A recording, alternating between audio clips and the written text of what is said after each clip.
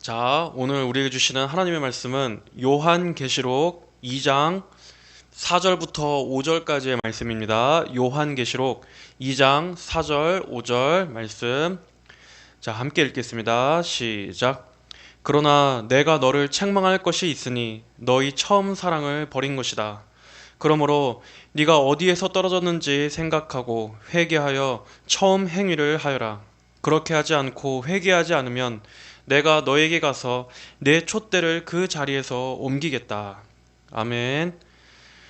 자, 오늘 우리가 함께 읽은 이 본문 말씀은 소아시아의 일곱 교회를 향하신 우리 예수님의 말씀 중에서 첫 번째 교회였던 에베소 교회를 향하신 주님의 권면의 말씀을 기록하고 있습니다. 요한계시록의 저자인 사도 요한은 예수님으로부터 계시를 받아 당시 사도 요한이 이 소아시아에 위치하고 있던 일곱 교회, 즉 에베소 교회와 서머나 교회, 버가모 교회, 두아디라 교회, 그리고 사대 교회와 빌라델비아 교회, 라오디게아 교회의 각 교회들을 향하신 주님의 위로와 훈계의 말씀을 기록했습니다. 이 일곱 교회는 실제로 역사에 존재했던 교회이면서도 동시에 한편으로는 이 마지막 때 이 땅의 지상교회가 보여주게 될 모든 유형의 교회들을 대표하는 의미를 가지고 있습니다. 그러므로 우리 성도들은 여기에서 하신 이 말씀들을 당시의 사도 요한 시대의 교회들뿐만 아니라 모든 시대의 모든 교회를 향해서 주신 말씀으로 받아야 할 것입니다. 역사 속에 사라진 옛 교회들에 대한 평가가 아니라 성령님께서 바로 오늘날 우리 시대의 우리 교회와 또 오늘 각 개개인들 우리 성도들에게 주시는 말씀으로 받아야 할 것입니다. 말씀을 읽어보면 각 교회들에 대한 주님의 평가는 다 다릅니다. 어떤 교회는 예수님께로부터 칭찬과 또 위로와 격려를 받은 교회도 있었던 반면 또 어떤 교회는 예수님으로부터 엄히하신 책망과 또 경고의 말씀을 들어야 했던 교회도 있었습니다.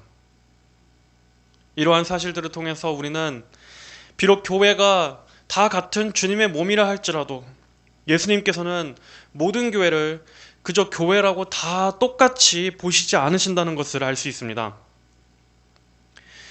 예수님께서 교회를 보시는 것은 사람이 교회를 평가하는 것과는 비교할 수 없을 정도로 정확하고 엄밀하게 교회를 바라보십니다. 그러한 예수님의 판단에는 그 어떠한 오해나 곡해도 없습니다. 모든 교회는 교회가 행해온 그 모든 사역들에 대해서 예수님으로부터 평가를 받게 될 것입니다. 사역뿐만이 아니라 신앙의 태도에 대해서도 그리고 각 성도들의 그 마음의 중심에 대해서도 교회는 예수님으로부터 반드시 결산을 받게 될 것을 알아야 합니다.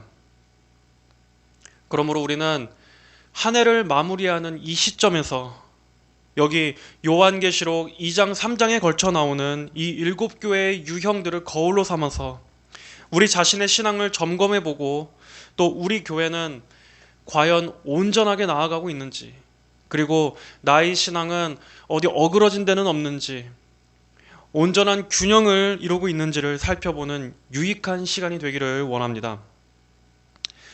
자, 그럼 말씀을 한 절씩 살펴보겠습니다.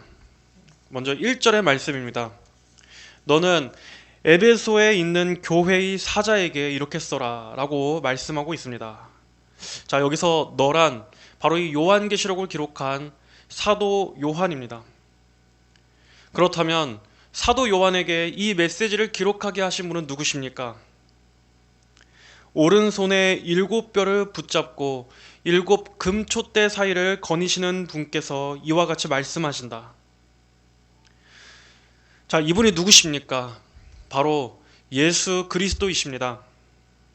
예수님께서는 여기에 오른손에 일곱 뼈를 붙드시고 일곱 금촛대 사이로 거니시는 분으로 묘사되고 있습니다. 일곱 뼈과 일곱 금촛대가 무엇을 상징하는 것인지에 대해서는 요한계시록 1장 20절에 설명되어 있습니다. 요한계시록 1장 20절의 말씀을 보면 네가 나의 오른손에서 본 일곱 별과 일곱 금촛대의 비밀은 이러하니 일곱 별은 일곱 교회의 사자들이고 일곱 촛대는 일곱 교회이다라고 말씀하고 있음을 알 수 있습니다.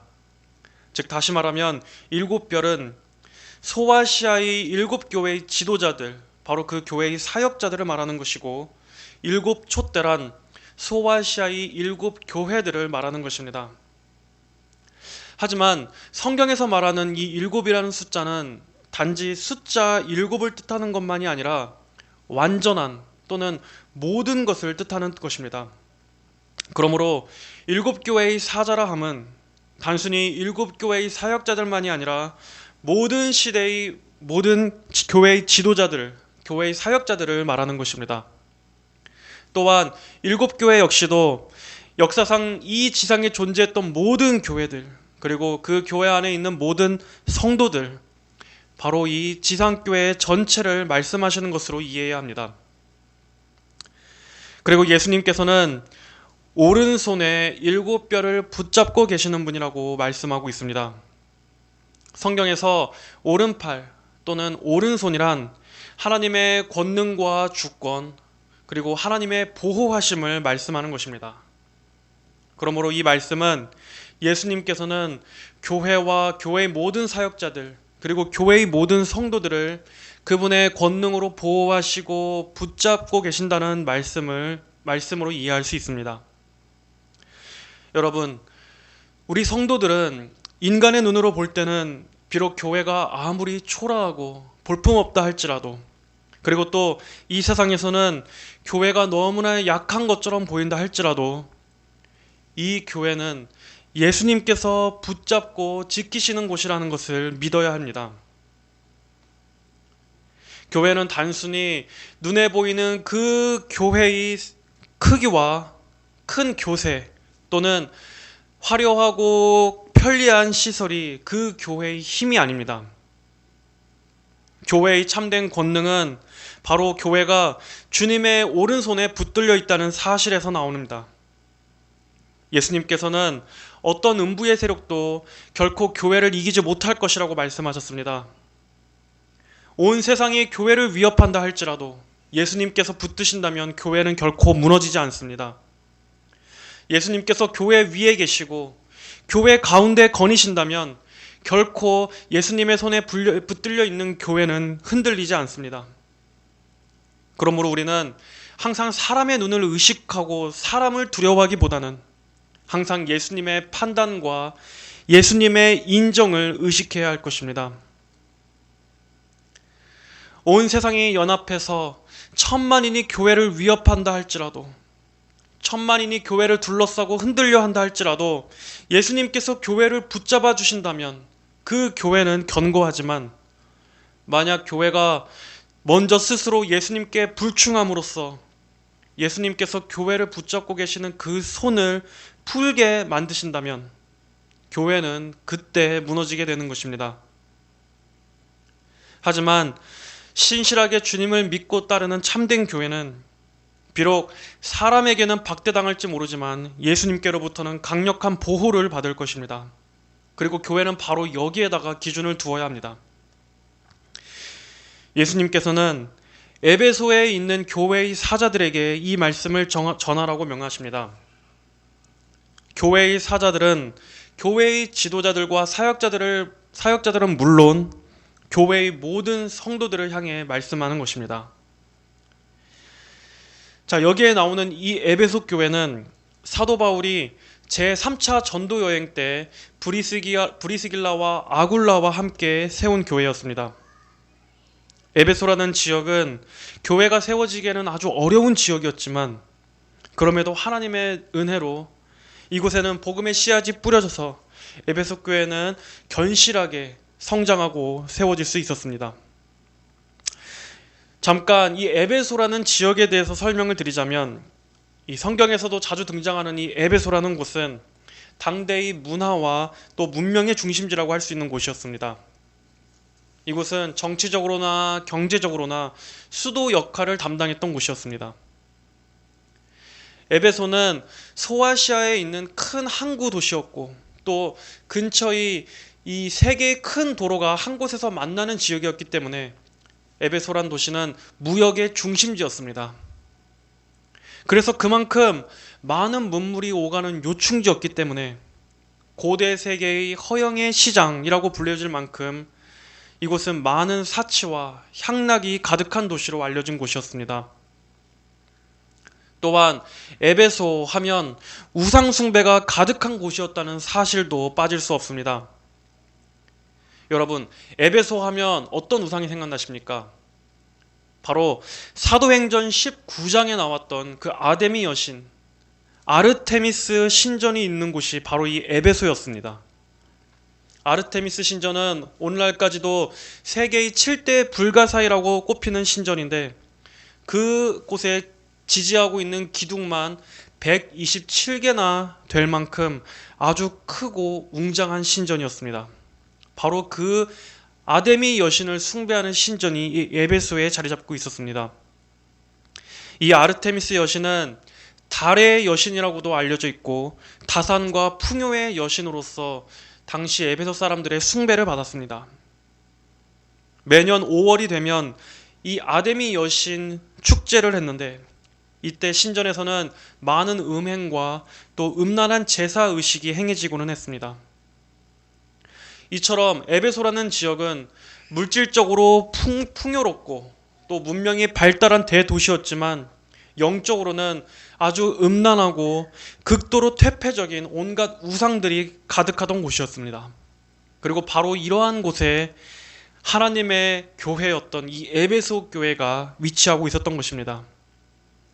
예수님께서는 이 에베소 교회를 향해서 말씀하셨습니다. 2절 3절에 나는 네 행위들과 수고와 인내와 네가 악한 자들을 용납하지 아니한 것과 자칭 사도라 하는 자들을 시험하여 그들이 사도가 아니라 거짓된 것을 드러낸 것과 네가 인내하는 것과 내 이름을 위하여 견디고 낙심하지 않은 것을 알고 있다. 먼저 예수님께서는 에베소 교회의 성도들을 향해 칭찬의 말씀을 하셨습니다. 예수님께서는 이 교회의 무엇을 알고 계신다라고 말씀하셨습니까? 너희 행위들과 너희 수고와 인내를 내가 알고 있다. 사역자인 저를 비롯해서 우리 모든 성도들은 예수님께서는 지금 이 시간에도 우리의 모든 행위와 또 교회 안에 있는 성도들의 신앙의 자세와 우리의 마음의 태도들을 다 지켜보고 계신다는 것을 알아야 합니다. 그냥 막연히 추상적으로 예수님께서는 모든 것을 다 보고 알고 계신다 정도가 아니라 정말 실제로 예수님께서는 다 보고 계시고 또 알고 계신다라고 여겨야 하는 것입니다. 우리는 보통 어떻습니까? 우리는 보통 사람의 눈만 의식합니다. 사람이 보는 데서만 하는 척하고 아무도 보지 않으면 그냥 대충 그리고 또 그 마음에 진실성이 없이 형식적으로 주님의 일을 할 때가 너무나 많습니다. 하기 싫은 것을 억지로 마지못해서 하는 경우도 얼마나 많이 있습니까?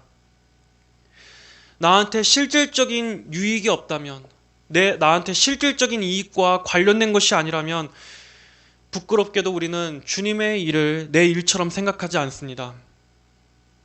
하지만 우리는 오늘의 이 말씀을 읽으면서 예수님께서는 우리가 그분의 눈을 의식하지 못할 때조차도, 그리고 아무도 없을 때조차도 우리가 주님을 어떻게 섬기고 어떠한 마음으로 신앙생활을 하고 있는지를 하나도 빠짐없이 다 지켜보고 계시다는 사실을 알아야 할 것입니다. 사람의 참된 신앙은 그가 혼자 있을 때, 아무도 보고 있지 않을 때 그의 참신앙이 나오는 것입니다.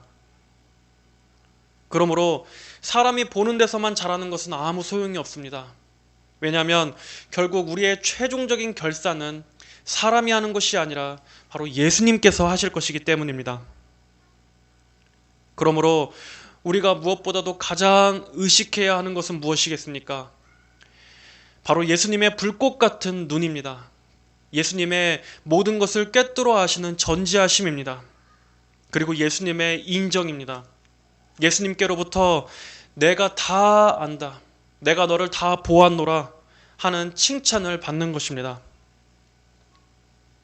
예수님께서는 분명히 에베소 교회의 성도들의 이 행위와 또 수고와 인내를 칭찬하셨습니다. 여기에 나오는 이 행위란 믿음의 행위를 말하는 것입니다. 에베소 교회 성도들이 믿는 자로서 그 믿음과 행위가 일치되는 그러한 삶의 열매들을 보여준 것을 예수님께서는 다 보시고 기억하고 계신다는 말씀입니다. 이처럼 예수님께서도 칭찬하실 만큼 그들의 행위는 거짓이 아니었습니다. 그들은 진실로 행위로서도 온전함을 위해서 열심을 다했습니다. 또한 예수님께서는 그들의 수고 역시 안다고 말씀하셨습니다. 여기서 말하는 이 수고라는 단어는 그저 약간의 봉사와 어떤 조그만 노력의 헌신 정도를 말하는 것이 아닙니다. 이 단어는 정말로 주님을 위해서 전력 투구할 정도의 온 힘을 다해서 주님을 위해 힘을 쏟은 것을 말할 때 쓰는 강력한 수고를 말합니다. 또한 그들은 믿음으로 인해서 받는 여러 고난과 박해도 인내했다고 말하고 있습니다. 그저 막연하게 참고 견딘 정도의 수준이 아니라 그들은 믿음으로 적극적으로 이겨냈습니다. 또한 이것으로 다가 아닙니다. 그들은 바른 진리를 가지고 거짓 교사들을 분별해냈습니다. 자칭 사도라 칭하는 자들을 시험하여 그들이 사도가 아니라 거짓된 것을 드러냈다. 에베소 교회 성도들은 바른 교리적 지식을 가지고 거짓 교사들의 정체를 드러내며 그것들을 경계하고 멀리했습니다. 그리고 3절에도 보면은 그들이 예수님의 이름을 위하여 견디고 낙심하지 않았다라고, 그리고 예수님께서는 그 모든 것들을 다 아셨다고 칭찬할 정도였습니다. 이렇게 에베소 교회의 성도들은 사방이 우상들로 가득한 그 음란한 도시에서도 예수님의 이름을 굳게 붙잡고 그 믿음을 지키기 위해 인내하며, 그리고 황제 숭배를 강요하던 당시 그 시대의 압박 속에서도 결코 믿음을 굽히지 않았던 것으로 인해서 예수님의 귀한 칭찬을 받고 있음을 알 수 있습니다. 여러분, 우리가 볼 때 이보다 더 잘하는 교회가 어디 있겠습니까?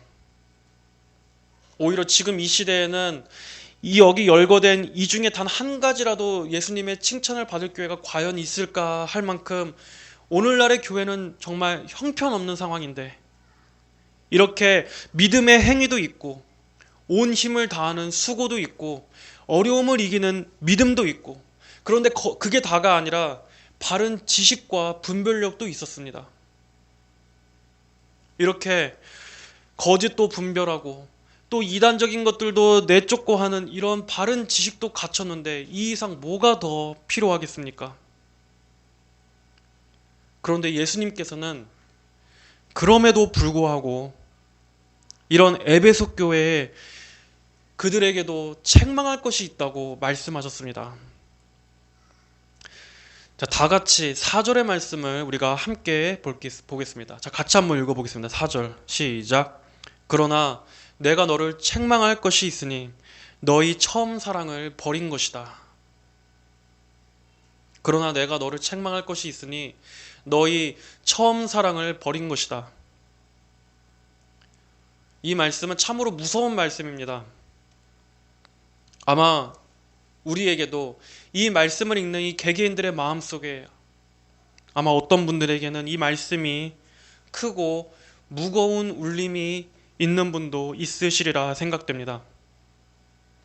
예수님께서는 이 에베소 교회의 믿음의 행위와 또 그들의 충성스러운 수고와 어려움을 이겨내는 그들의 인내를 칭찬하셨지만, 그럼에도 그들에게 있어서 한 가지 빠진 것에 대해서 책망하셨습니다.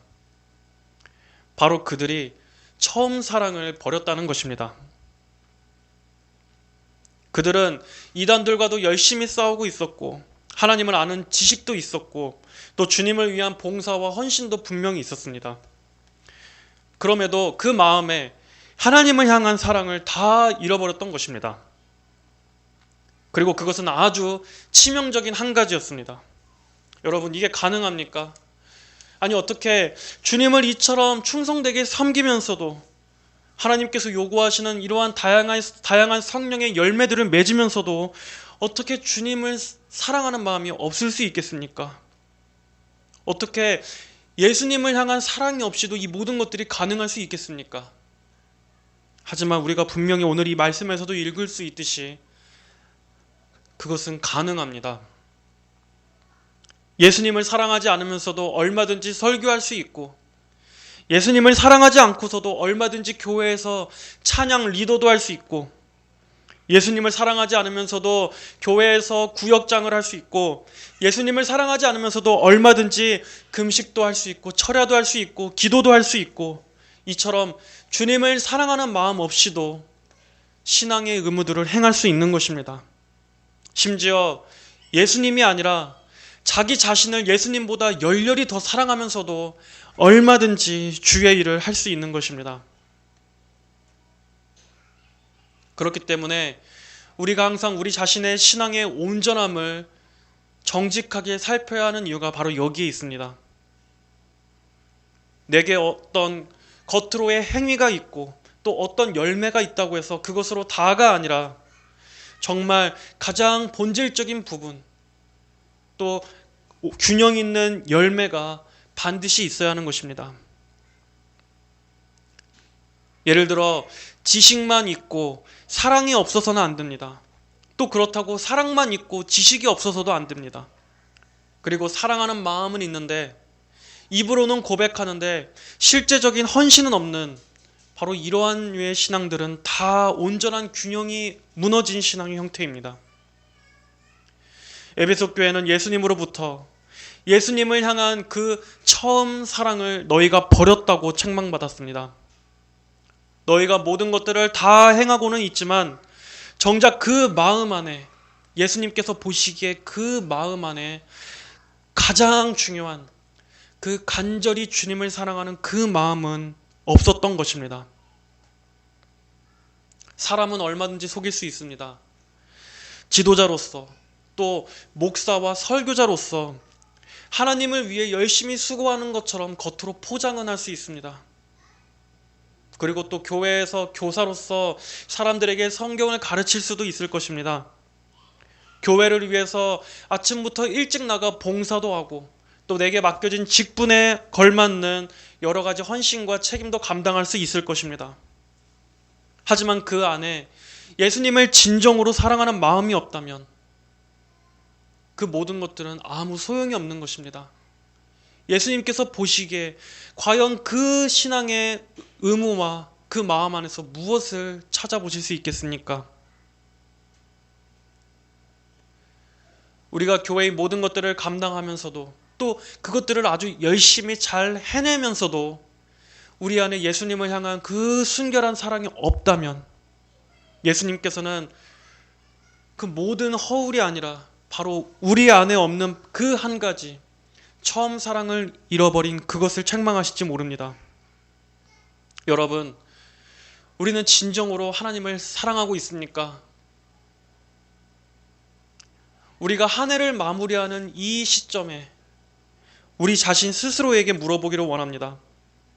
나는 과연 올 한 해 동안 하나님을 얼마나 더 사랑하게 되었는가? 내가 한 해 동안 하나님을 사랑함에 있어서 더 깊어졌는가? 그리고 나의 신앙생활에 내가 행했던 그 모든 동기에, 나의 모든 충성과 봉사와 헌신에 그 깊은 동기가 과연 하나님을 향한 사랑에서 나오는 동기였는가? 여러분, 올 한 해 하나님을 사랑하는 데 있어서 더 깊어지셨습니까? 여러분은 얼마나 더 그 사랑이 자라게 되셨습니까? 작년보다 그리고 이전보다 그 사랑에 대해서 더 배우게 되었습니까? 하나님을 더 사랑하게 되셨습니까?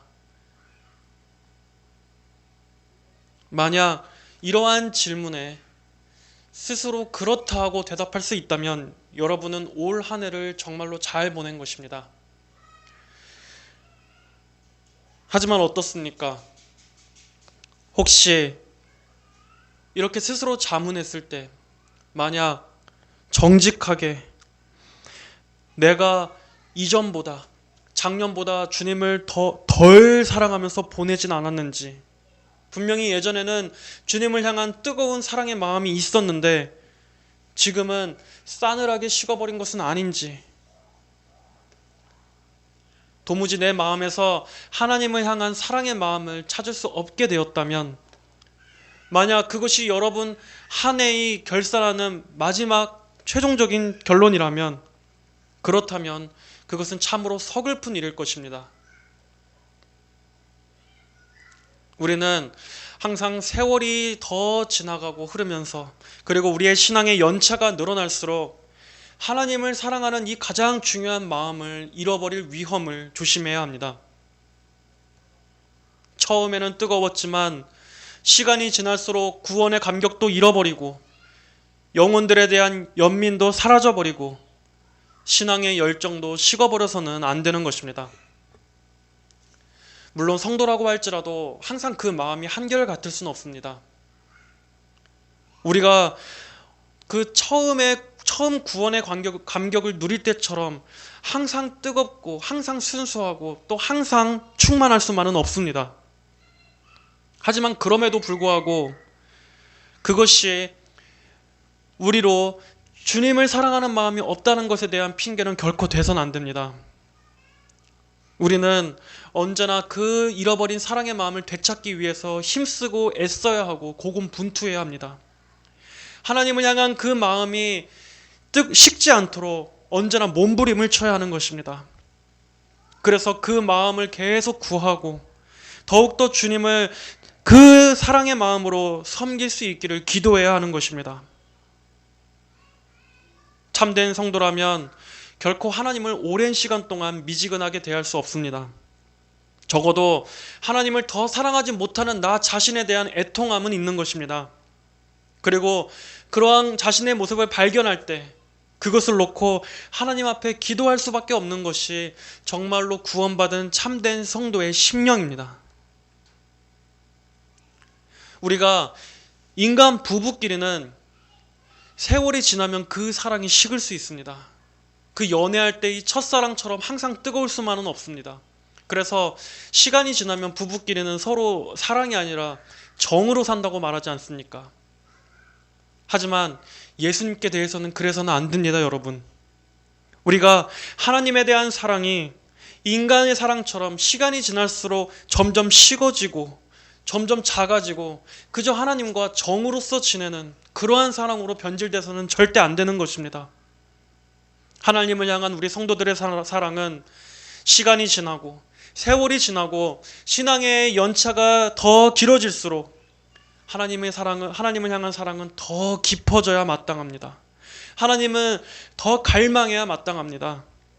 시간이 지날수록 이전보다 더 영적으로 성숙해지고 그 사랑에 있어서 자라나야 하는 것입니다.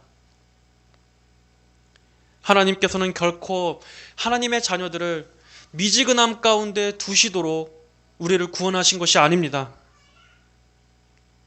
그저 처음에만 반짝 뜨거웠다가 나중에는 금세 식어버려서 이제는 온데간데도 찾아볼 수 없는 그러한 사랑이 어떻게 참 구원의 표지라고 할 수 있겠습니까?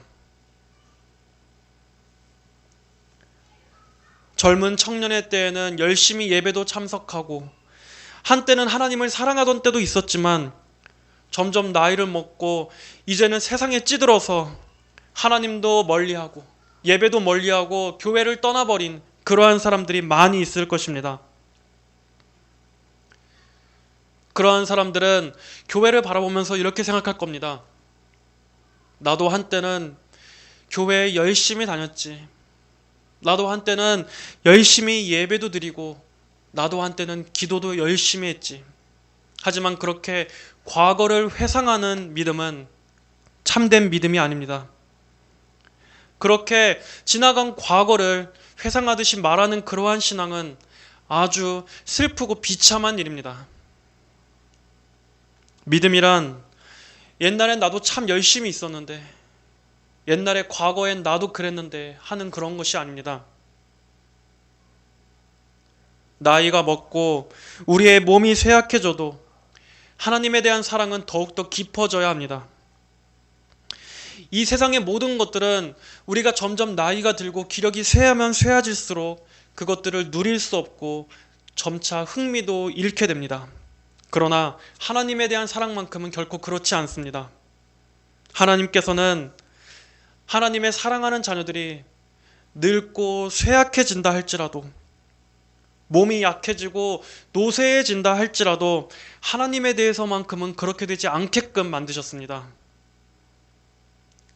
나이가 들어가고 세월이 지나도 성도는 나이를 먹으면 먹을수록 오히려 하나님에 대해서 더 깊이 경험하게 되고 하나님을 더 알아가게 되고 하나님을 더 사랑하게 되어질 수 있도록, 그리고 그것을 정말 유일한 기쁨으로 누릴 수 있도록 하나님께서는 참된 성도에게 이러한 은혜를 허락해 주십니다.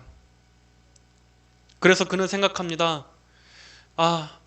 내가 나이는 먹고 내가 정말 내 육신은 노쇠해진다 할지라도 이제 얼마 뒤에는 내가 그토록 사랑하는 주님을 뵙게 될 날이 곧 오겠지 하는 이러한 천국의 소망으로 그 영혼의 심령을 밝히 비춰주시는 것입니다. 성도 여러분, 가장 중요한 이 본질을 찾으시기를 바랍니다. 하나님께서 여러분들의 마음 가운데 가장 찾기를 원하시는 이것을 회복하시기를 바랍니다.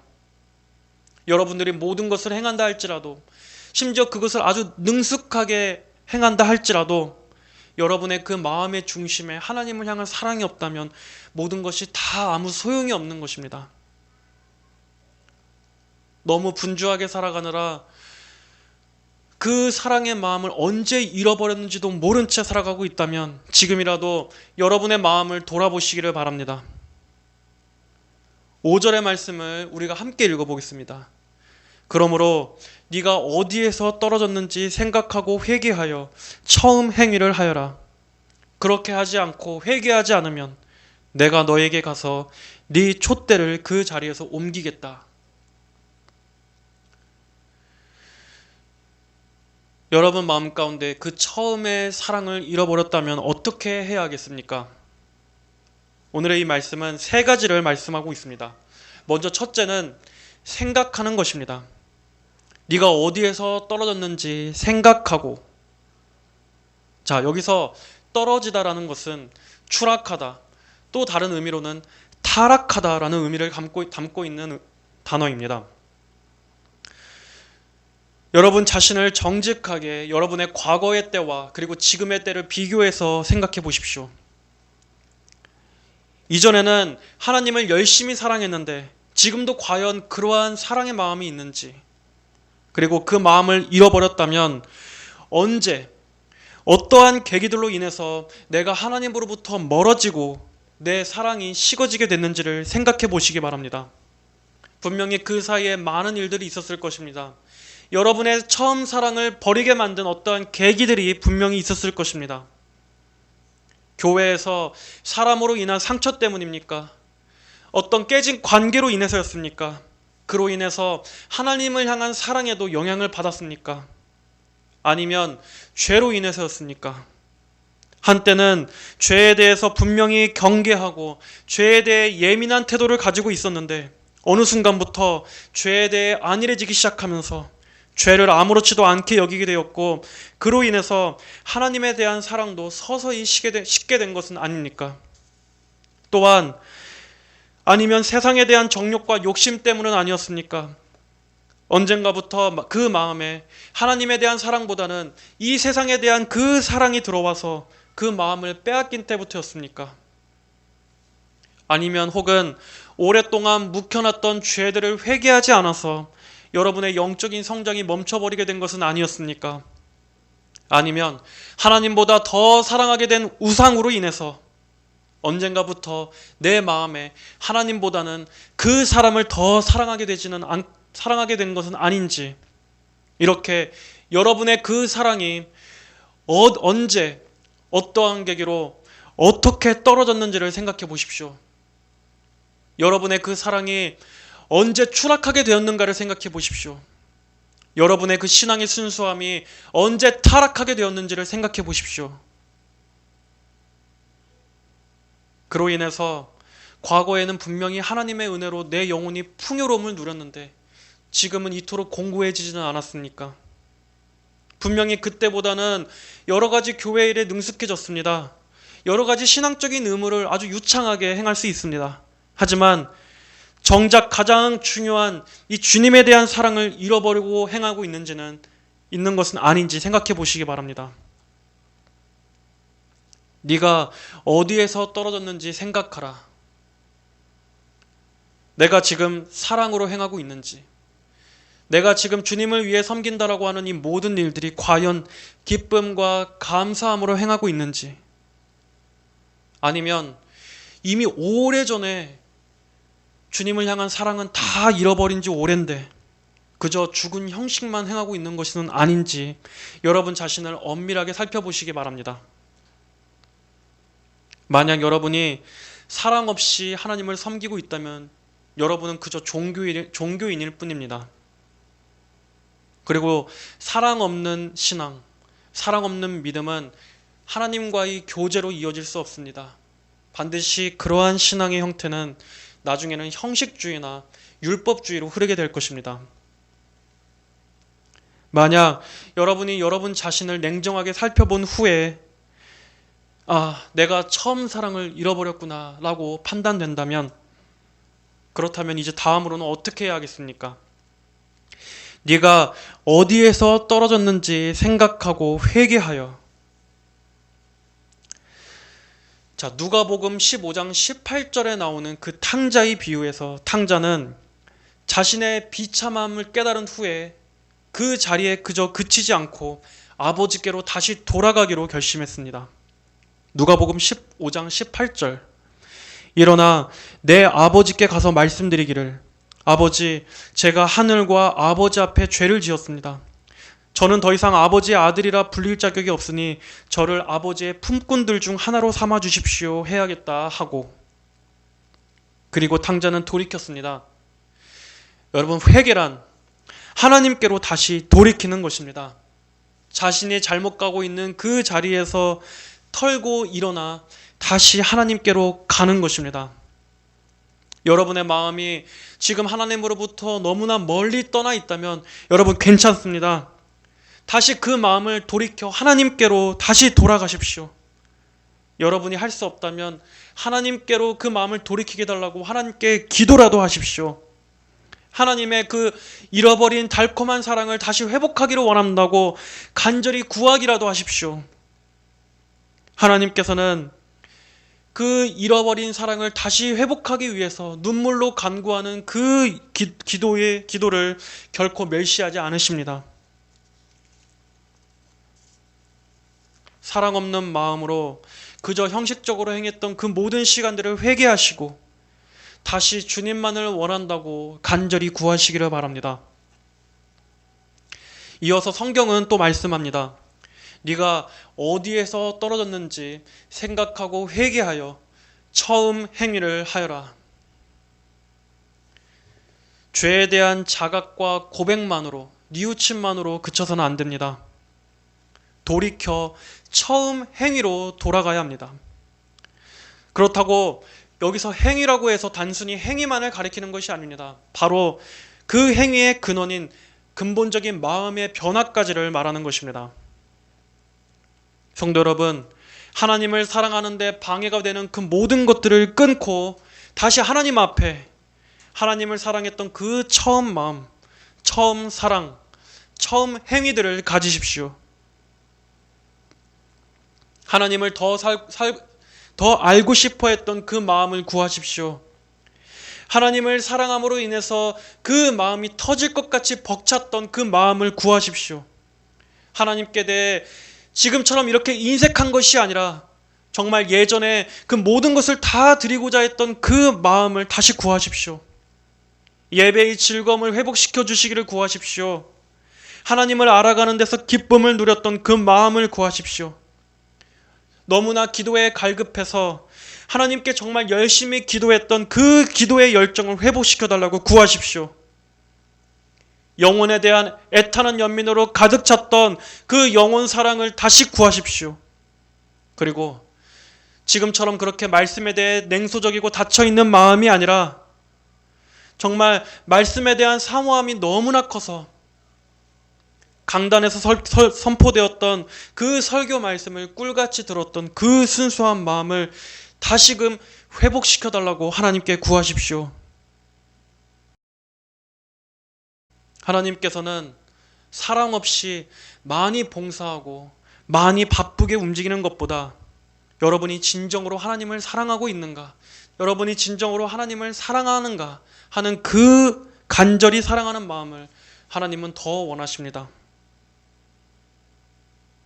어떠한 것보다도 가장 중요한 이 하나님 사랑을 잃어버렸다면 여러분은 곰곰이 어디에서 떨어졌는지를 생각하시고 회개하시고 처음 행위를 가지십시오. 돌이키십시오.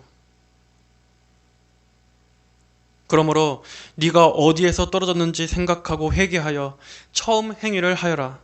그렇게 하지 않고 회개하지 않으면 내가 너에게 가서 네 촛대를 그 자리에서 옮기겠다. 이 말씀은 단순히 예수님께서 겁주려고 하시는 말씀이 아닙니다.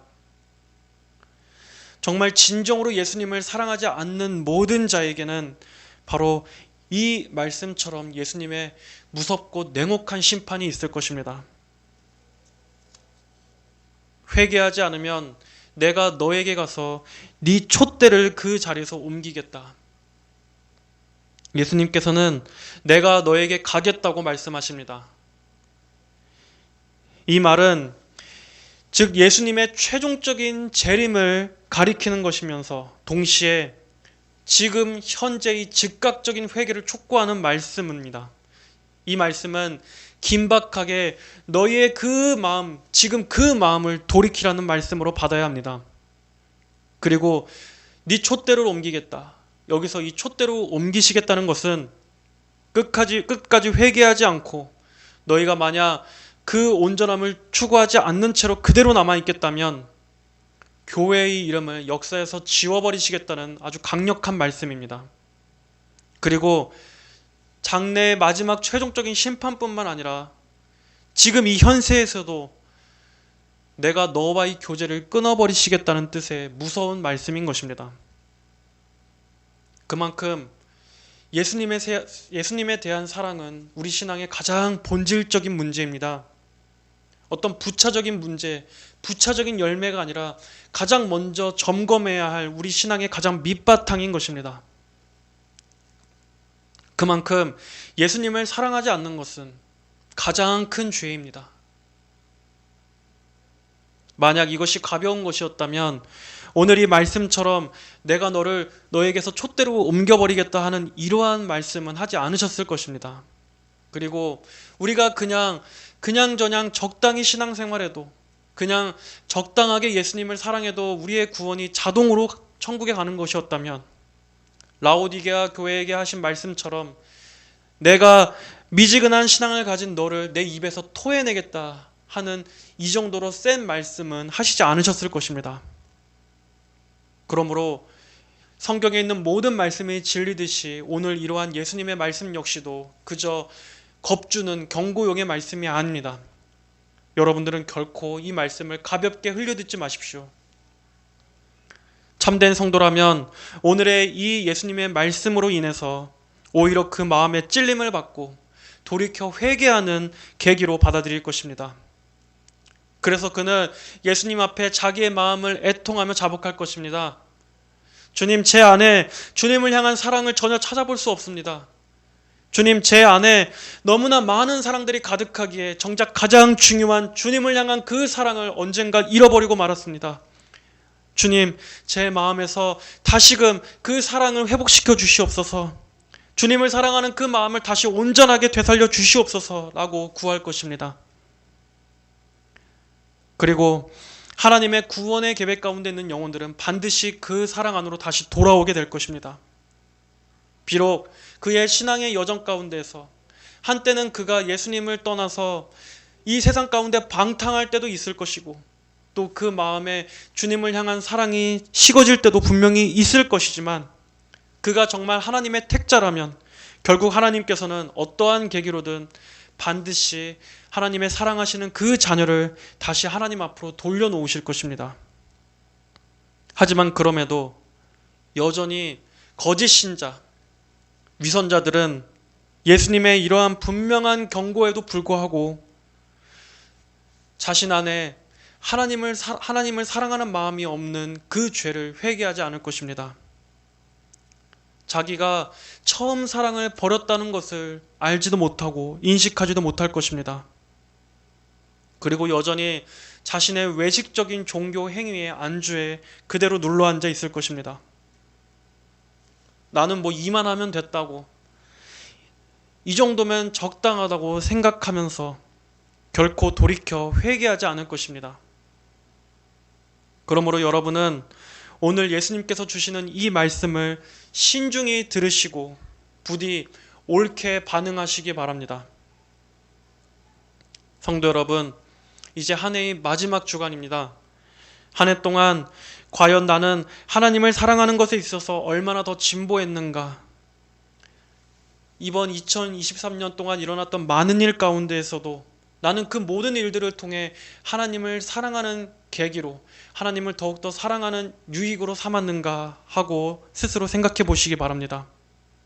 그리고 주님을 향한 나의 사랑은 얼마나 더 깊어지게 되었는가, 나는 무엇을 배우게 되었는가 라고 스스로 생각해 보시기 바랍니다.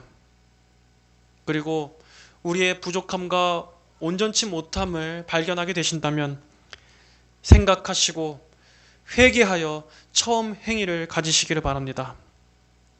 그리고 새로운 한 해에는 무엇보다도 하나님을 사랑하는 것에 있어서 더 중점을 두는 신앙생활이 되시길 바랍니다. 성도는 하나님을 사랑할 때만이 고난을 이길 수 있습니다.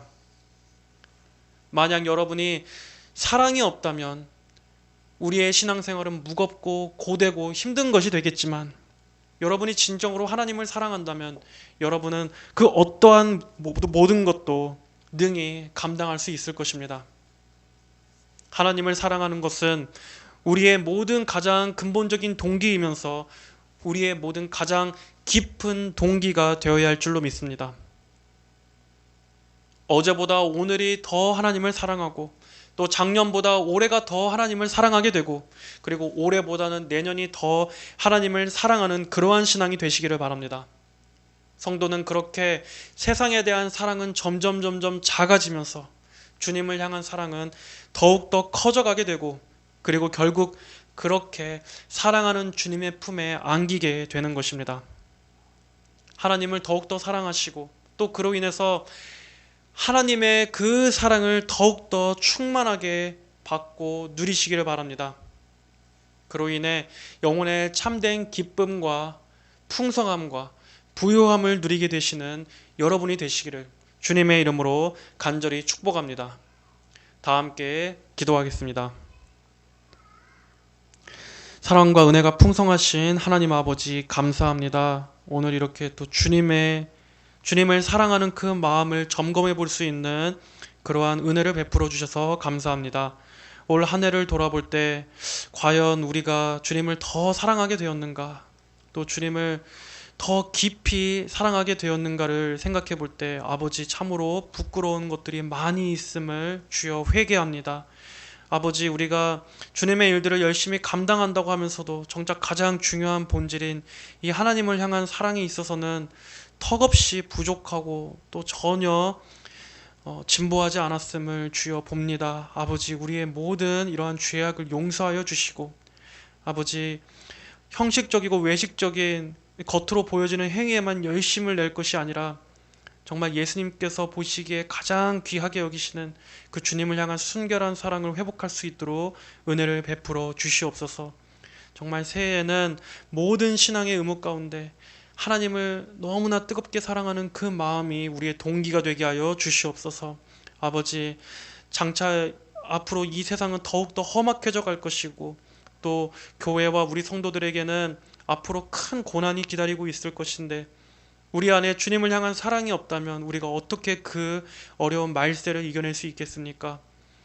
마지막 때에는 주님을 참되게 사랑하는 그 참된 교회와 성도들, 그리고 결국에는 다 거짓된 것들로 드러날 가짜 교회와 가짜 신앙들로 갈려질 것입니다. 아버지, 비록 우리는 아무것도 이 땅에 소망하고 내세울 것이 없으나 오직 주님을 사랑하고 또 주님을 자랑하는 것만이 우리의 유일한 힘이 되게 하여 주시옵소서. 모든 성도들, 그리고 이 말씀을 듣게 될 모든 영혼들이 더욱더 주님을 사랑하고 언제나 그 처음 사랑을 간직한 귀한 신앙으로 자라날 수 있도록 하나님 축복하여 주시옵소서. 감사드리며 살아계신 우리 주 예수님의 이름으로 기도합니다. 아멘.